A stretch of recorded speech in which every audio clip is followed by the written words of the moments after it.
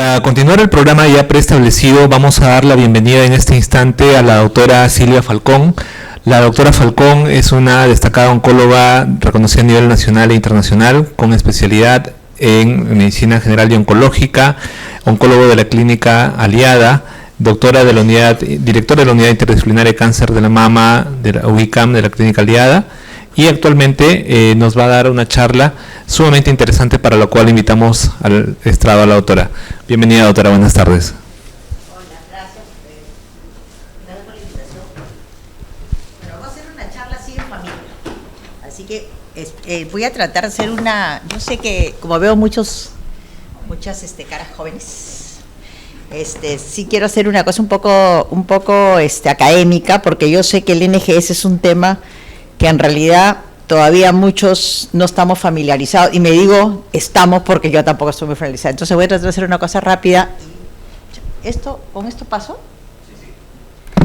Bueno, la medicina de precisión está obviamente muy de moda en cáncer sobre todo, y en cáncer de mama significa que hay que dar un tratamiento personalizado según las características tanto del paciente como del tumor. ¿Qué significa esto? Significa que en lugar de dar un tratamiento para todos, por igual a todos los tumores, vamos a usar sus características genómicas para decidir qué tratamiento es mejor. Entonces, me voy a poner por acá. Voy a dedicarme básicamente a la medicina de precisión, voy a estar en el tratamiento, como se puede decir, tratamiento preciso para pacientes con cáncer de mama. El tratamiento de precisión no es nuevo, es un tratamiento que ya se ha hecho, miren, en los años, no veo mucho. Uy, así que no veo. Sorry, pero lo que pasa es que no veo de los años, pero bueno. ¿Lo miraré acá? Sí, ahora voy a ver mejor. Bueno, ya. Lo que pasa es que la medicina, el tratamiento de precisión no es un tratamiento moderno, sino ustedes pueden ver aquí, desde la época, ¿no?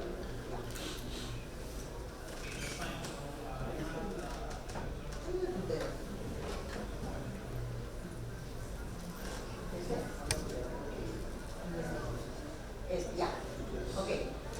Entonces, la medicina, el tratamiento de precisión viene desde estos años, que no veo exactamente el año, donde un científico vio que había un grupo de pacientes con cáncer de mama que cuando se hacía farintomía revertía la enfermedad. Entonces ahí se empezó a pensar que había diferentes tipos de cáncer de mama, y en este caso se vio que el responsable de ese eran los pacientes hormonoépicos. Y así fuimos avanzando en el tiempo, descubrimos los receptores hormonales, que fueron los primeros terapeutas que hubo, y luego el HER2. Hasta terminar en el año 2000, cuando Pedro hizo un perfil genómico y demostró que había 5 subtipos intrínsecos de cáncer de mama, que son los que nosotros actualmente usamos, pero en forma más fácil y barata, usando la inmunistoquímica, que son los receptores de estrógeno, progestatina, el IL-67, el HER2, para definir los tipos de cáncer de mama.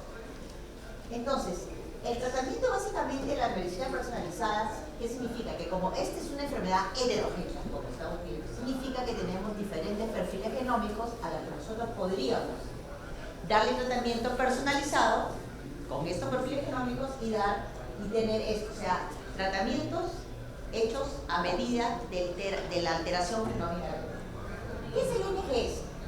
El NGS básicamente en inglés es Next Generation Sequencing, que es la secuenciación de nueva generación. ¿Qué significa esto? Es que nosotros en una sola prueba podemos secuenciar en grandes cantidades de ADN y podemos saber en una sola prueba todas las alteraciones genómicas que tenemos.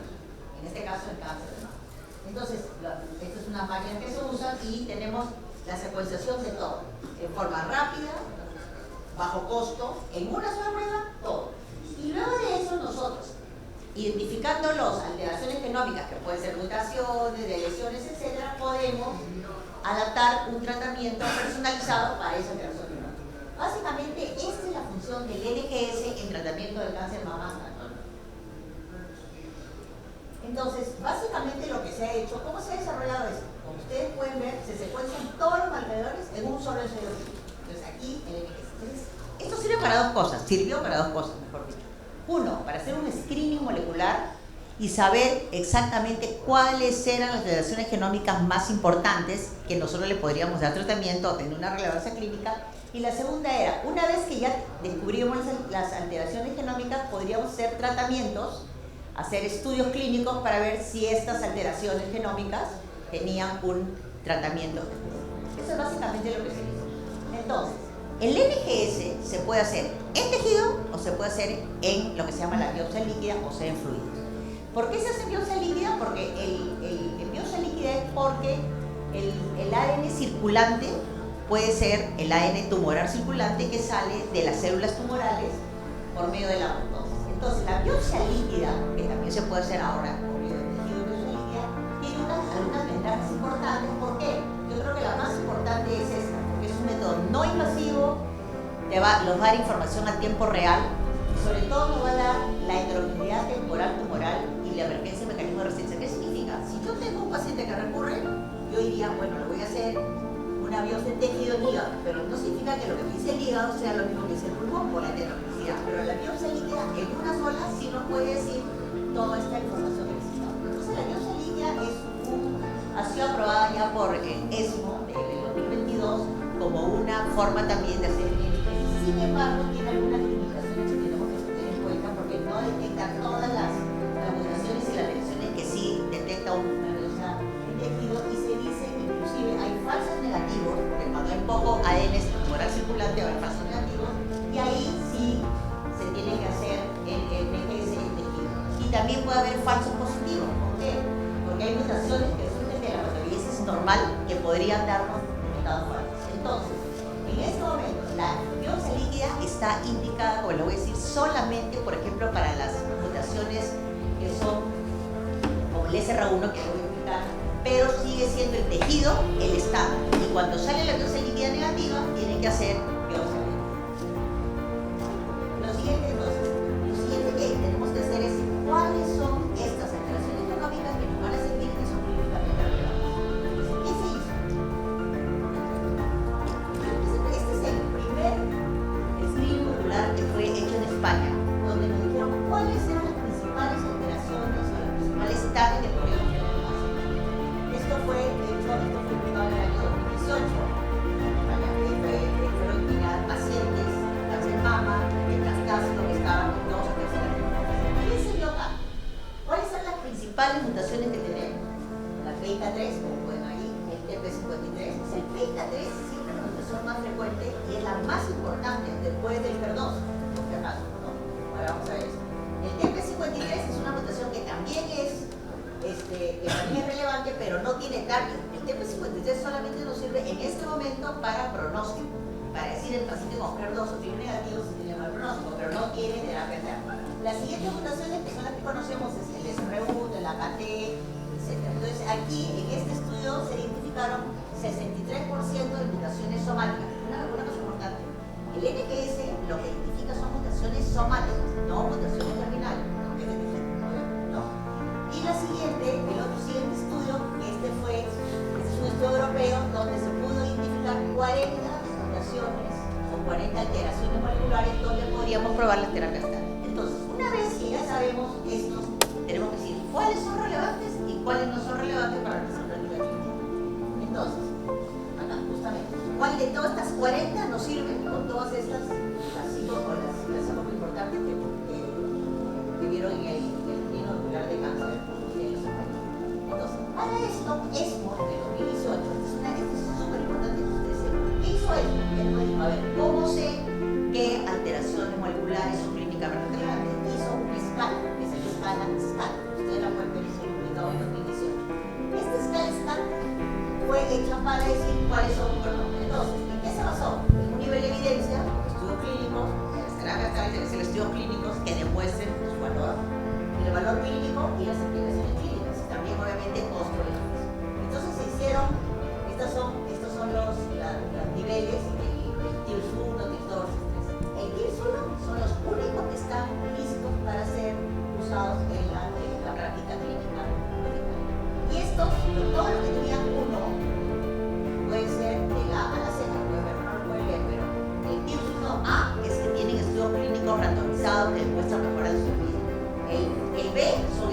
no randomizados, pero que te tienen,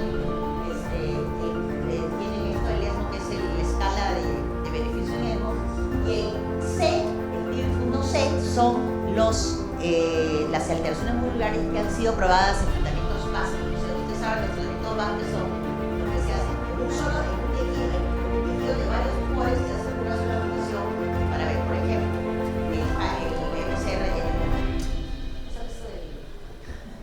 el DMB, por ejemplo. El DMB es una alteración que ha sido aprobada en varios tumores con esa alteración. O sea, si mama lo tiene, te puede dar, si pulmón lo tiene, también. Entonces, bueno, el DMB donde está más frecuente es el pulmón y el estrellamiento bacterial en gastro.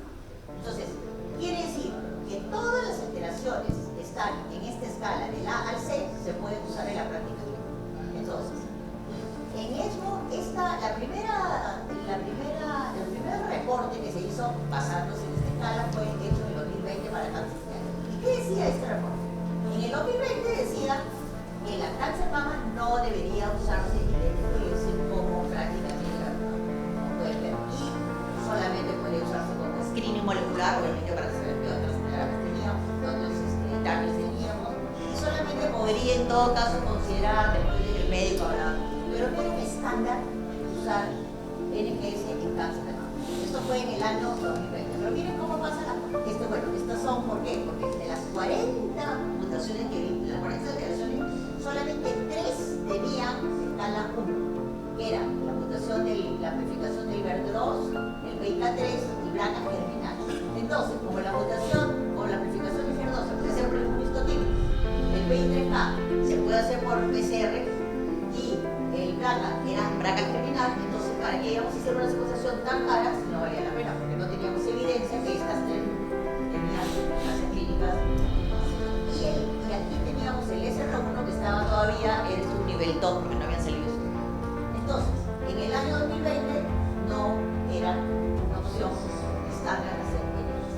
Pero ha ido pasando el tiempo y ahora en el 2024 que salió la última publicación, en el 2024, ¿qué ha pasado? El SR1 ha pasado de lo que era 2, ahora es 1 porque ya tiene evidencia clínica, y estas mutaciones chiquitas que se integran en la categoría, a pesar que son de muy baja frecuencia, miren, 7%, 5%, podrían ayudarnos a elegir. Entonces, ahora, la publicación última que debería realizarle, que ha sido publicada en el 2024, ahora sí se debe considerar como un estándar hacerle a los pacientes cáncer de mama NGS. ¿Para qué? Por dos cosas importantes. Primero, porque el SR1 ya pasaba a ser 1A, antes era 2, o sea que ya tenemos y nos vamos a ver la terapia de alguien para el SR1. Y segundo, que también se ha visto que, por ejemplo, las placas normalmente se hacían con la germinal, pero hay estudios que han demostrado que NGS también podría identificar variaciones patogénicas lineales y germinales, porque acuérdense que el NGS es somático, pero hay una gran correlación y solamente se nos podría tomar un 7% de pacientes. Entonces, con todo esto y más esto, estas son, también en este año 2024 ha salido toda la lista de alteraciones genómicas agnósticas. Entonces aquí tenemos la FBCH high, el RED, el TPB high, que son, miren la poca posibilidad de tener un MCH en el mama, 1%, RED 1%, TMB 5%, pero estas se consideran terapias agnósticas y tienen categoría 1C. Por lo tanto, ahora sí, ¿en quiénes tenemos que hacer NGS? Básicamente, según el último reporte de la Convergencia de Prevención de ESMO, hay que hacerlo en todas las pacientes que tengan, vamos a verlo después, receptores hormonales positivos que hayan fracasado a la primera línea. Eso se lo voy a explicar, a la primera línea de tratamiento, que es con miloriciclina. Por lo tanto, la que vamos a buscar ahora en NGS va a ser la amplificación del HER2, el PIK3, el SR1, el BRCA, el PTEN, el AKT1, hasta acá. O sea, de las 40 ya por lo menos podemos hacer la secuenciación, porque todo esto nos va a identificar para poder darle el tratamiento. Ahora, eso es Europa. ¿Qué dice NSCN? NSCN también pone PIK3 todas, pero aquí sí, ellos también ponen en categoría 2A todas las terapias agnósticas, ¿no? Y si NSCN no aconseja hacer el BRCA, terminal en NGS, sino en un examen separado que se hace en sangre y saliva, como ustedes saben. Ahora, justamente, me parece que es la parte más importante. ¿Cómo integramos todo esto en evidencia científica? A ver, para cáncer de mama, receptor hormonal positivo, ¿qué terapias dirigidas han sido aprobadas para la mutación del SR1? Porque ya sabemos que la podemos usar. Entonces acá tenemos el estudio Emerald, que es un estudio donde los pacientes que tenían la mutación del SR1, que se hizo por biopsia líquida, ahora le voy a explicar, y había recibido un tratamiento previo con hidroxiclina, se dividieron en el ancestral, que es la terapia TARGET para el MSR1, versus fulvestrant, anastrozol, etc. Y lo que se demostró en este estudio fue que los pacientes que recibieron el ancestral y tenían la mutación del SR1 tenían mejor PFS. Y este PFS aumentaba a medida que la duración del hidroxiclina previo también aumentaba. Entonces, el ancestral ha sido aprobada el año 2024 para pacientes que tienen la mutación del SR1. Entonces, la cosa otra muy importante es que también ha sido aprobada, el ancestral se ha hecho en biopsia líquida. Entonces, también se ha visto qué correlación hay entre la sólida y la líquida, y se ha visto que es mejor hacer, cuando queremos hacer una mutación del SR1, en biopsia líquida, porque hay mayor correlación concordante positiva. Entonces, el SR1 debería hacerse en biopsia líquida. Esto es en lo que es MSR1 mutado, que acuérdense que el SR1 es una mutación adquirida cuando el paciente recibió previamente inhibidor de aromatasa, y que más o menos expresa un 40% de pacientes. La segunda mutación que tenemos que estos hicieron fueron el PIK3, que se ha dicho que es la mutación más frecuente, que también es más o menos 40%. Para eso se hizo en el año 2019 el estudio SOLAR-1, donde los pacientes que tenían esta mutación, que se hizo en tejido, no en biopsia líquida, se comparó al Pelicip, que es esta droga para este target, más fulvestrant versus fulvestrant. Y lo que se demostró era también una mejor PFS en pacientes que reciben al Pelicip, más fulvestrant, en pacientes que tenían la mutación del PI3K. Últimamente, este año ha sido publicado, el año pasado también ha sido publicado otra terapia target para toda esta vía que está alterada, el AKT, que tiene, dentro de esta alterada tiene la mutación del PIK3 también, el AKT1 y la activación del FITEL. ¿Qué se usaba aquí? Capivasertib, fulvestrant versus fulvestrant. Entonces, aquí también en el estudio Capitelo se ha demostrado que los pacientes que tienen esta mutación de esta vía se benefician con tratamiento de capivasertib más fulvestrant versus fulvestrant solo. Este estudio también no se ha hecho en biopsia líquida, sino en tejido. Entonces, si queremos resumir todo, si nosotros tenemos cómo se maneja el cáncer de mama metastásico receptor hormonal positivo, ¿dónde se usa el EGS? Como segunda línea en pacientes que han recibido como terapia previa un inhibidor de ciclina, ya sea con inhibidor de aromatasa o fulvestrant. Entonces, y se hace aquí el NGS, en rojo está donde es el EGS, se hace aquí el NGS. Ahora, mundo real. En nuestro país no tenemos ni el ancestral, ni capivasertib, ni al Pelicip. Entonces, mundo real, no deberíamos hacer a nuestros pacientes. Yo no sé por qué le siguen haciendo yo a pacientes, ¿para qué? Le tiene que ser un paciente, te voy a hacer, pero no hay ninguna droga para lo que te va a hacer. Esa es la realidad. Ahora, otra cosa es que lo manden afuera, pero ya les digo, mundo real es esto. Si yo les estoy diciendo lo que es y también, ¿dónde más se podría hacer? Claro, ASCO también considera que se podría hacer ya como última línea hacer la terapia agnóstica, ¿no? Buscar MB, MCH, que ya saben que es menos del 1% de cáncer. El algoritmo de ASCO dice lo mismo, que hacer NGS después de una primera línea igual. Y el algoritmo de EMO dice igual, pero ellos no tienen todavía dentro de esta alteración del líquido. Entonces, si queremos resumir cuándo hacemos biopsia líquida y cuándo hacemos biopsia tejido, la biopsia líquida se debería hacer a la progresión para encontrar mutaciones adquiridas. Y la más importante, ¿cuál es? La SR1. Y se debería hacer también porque, a pesar del PIK3, AKT1 y PITEN, son unas mutaciones que pueden aparecer en el tumor primario, también podrían ser adquiridas en el futuro. O sea, ¿sí? ¿Cuál sería entonces? Uno dice, ¿qué hago? ¿Biopsia líquida? Yo creo que a todos los pacientes, si no tenemos recursos a hacer biopsia líquida, acá a la progresión. Porque no va a salir tanto la mutación PIK3 como la mutación adquirida del SR1 que no va a salir en tumor en tejido. Y aquí está más o menos el resumen. Luego de la primera línea tendrían que buscar todos, acá sería el NGS para buscarlo. Ahora, cuando ustedes tienen una mutación del PIK3, hay dos opciones. ¿Por qué? Porque en la vía del PITEN también está PIK3. Entonces, la pregunta es, ¿qué uso? ¿Alpelisib, según el estudio solar, o uso capivasertib, según el estudio Capitello? Lo tienen que ver desde el punto de vista de tolerancia. El capivasertib es una droga mucho mejor tolerable que el alpelisib. El alpelisib da diabetes, da diarrea. Entonces, cuando tengamos aquí en el Perú, vamos a tener que decidir probablemente cuál. Estamos hablando todo porque no hay nada en el Perú. Ahora, en triple negativo, ¿cuánto es un NGS? ESMO no lo usa. ASCO también lo usa como quinta línea en terapia diagnóstica. En cáncer mama enfermo positivo, ESMO no menciona NGS. ASCO, como siempre los americanos que son ponen también como terapia diagnóstica, a pesar que es 1% en MCH y tumor burden el 5%.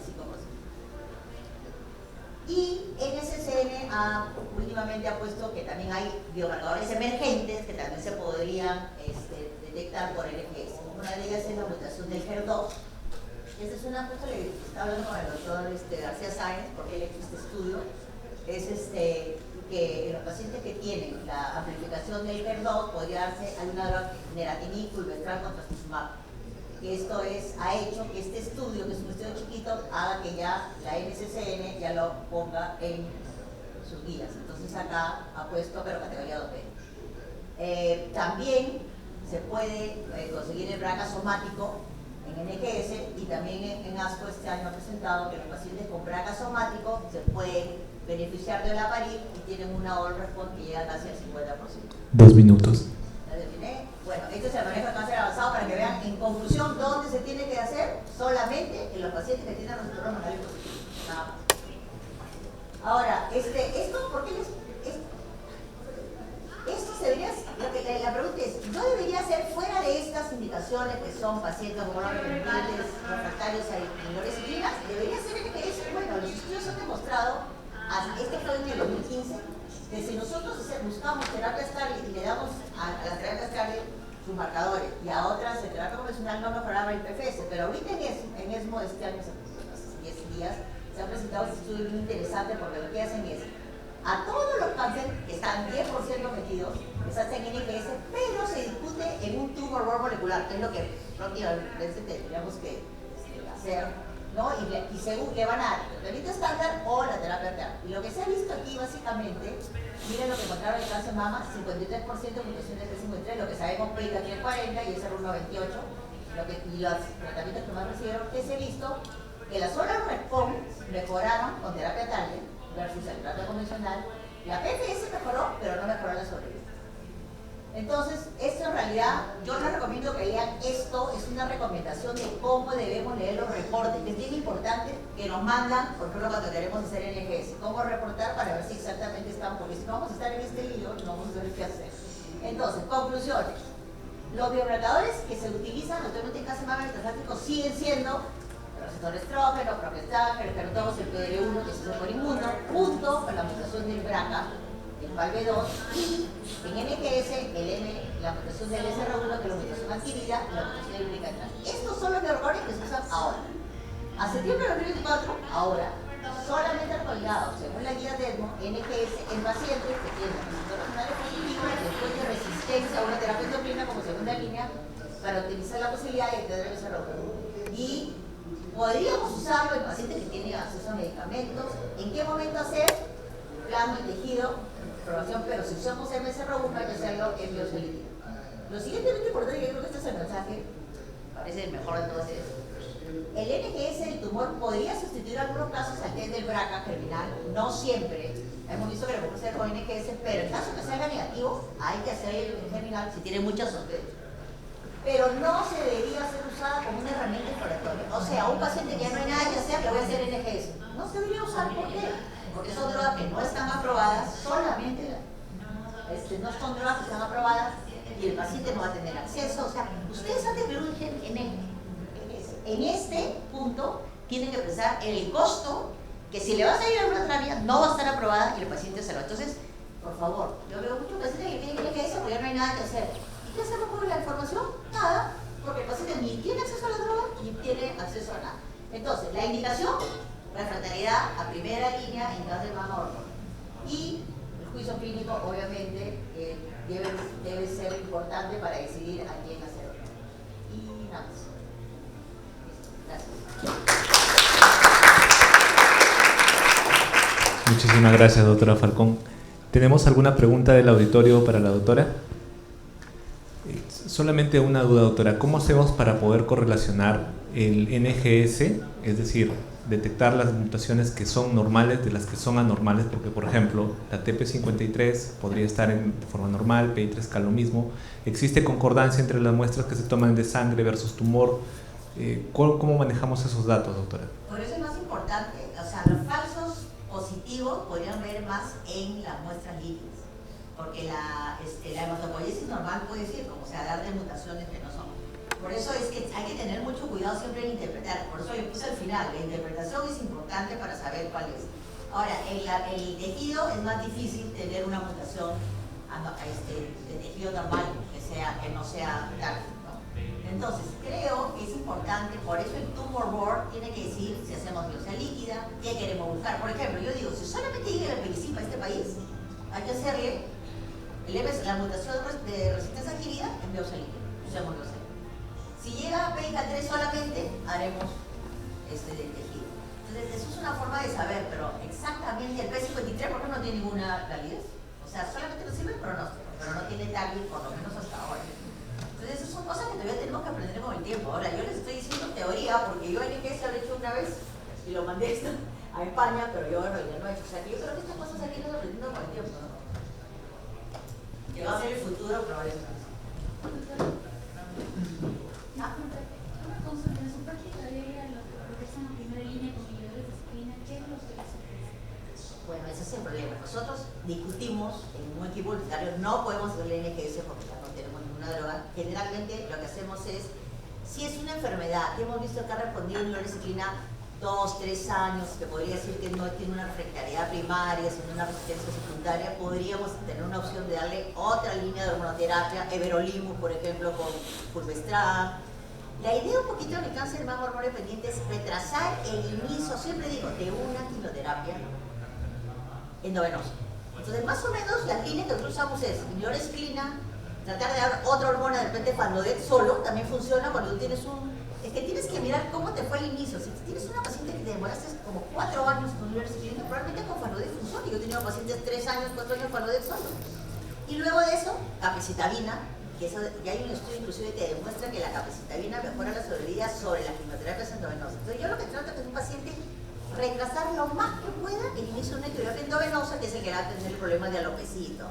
Entonces la línea sería inhibidores de ciclina, otra hormona, que puede ser Fanlodex, puede ser everolimus con no sé, depende de tu previo, cómo lo ves clínicamente, luego capecitabina, y luego recién después de eso, todo lo que te queda ya endovenoso. Eso más o menos es lo que nosotros hacemos porque no tenemos esta información. Muchas gracias, doctora. Un fuerte aplauso para la doctora, por favor.